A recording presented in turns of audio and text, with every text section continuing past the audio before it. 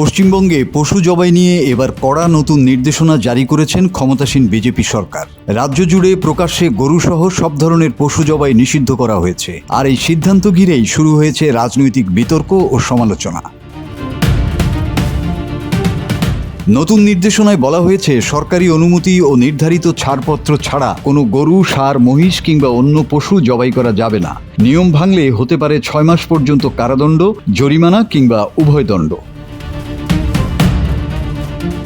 এনডিটিভির প্রতিবেদনে বলা হয়েছে, পশ্চিমবঙ্গ সরকার জারি করা বিজ্ঞপ্তিতে স্পষ্ট জানিয়েছে, স্থানীয় প্রশাসন ও সরকারি পশু চিকিৎসকের ফিটনেস সনদ ছাড়া কোনো পশু জবাই বৈধ হবে না। শুধু তাই নয়, জবাইয়ের আগে নিশ্চিত করতে হবে পশুটির বয়স 14 বছরের বেশি এবং সেটি আর কাজ বা প্রজননের উপযোগী নয়, অথবা আঘাত, বিকলাঙ্গতা কিংবা অনিরাময়যোগ্য রোগের কারণে স্থায়ীভাবে অক্ষম হয়ে পড়েছে। এই সনদ দিতে হবে পৌরসভা চেয়ারম্যান বা পঞ্চায়েত সভাপতিকে এবং সরকারি পশু চিকিৎসককে যৌথভাবে। আর সনদ না দিলে ক্ষতিগ্রস্ত ব্যক্তি 15 দিনের মধ্যে রাজ্য সরকারের কাছে আপিলও করতে পারবেন।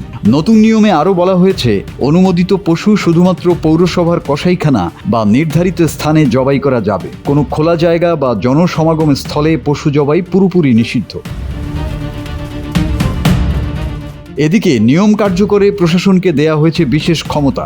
অনুমোদিত কর্মকর্তারা যে কোনো স্থাপনা পরিদর্শন করতে পারবেন, আর সেই কাজে বাধা দিলেও নেওয়া হবে আইনগত ব্যবস্থা। পশ্চিমবঙ্গ সরকারের এই নতুন সিদ্ধান্তকে কেউ দেখছেন আইন শৃঙ্খলা ও জনস্বাস্থ্যের উদ্যোগ হিসেবে, আবার বিরোধীদের দাবি এতে ধর্মীয় ও সামাজিক স্বাধীনতায় হস্তক্ষেপের আশঙ্কা তৈরি হয়েছে। সব মিলিয়ে কোরবানির আগে পশু জবাই নিয়ে পশ্চিমবঙ্গের নতুন এই নির্দেশনা এখন রাজ্যের রাজনীতিতে নতুন বিতর্কের কেন্দ্রবিন্দু হয়ে উঠেছে। Desk report, 24 hours Bangla.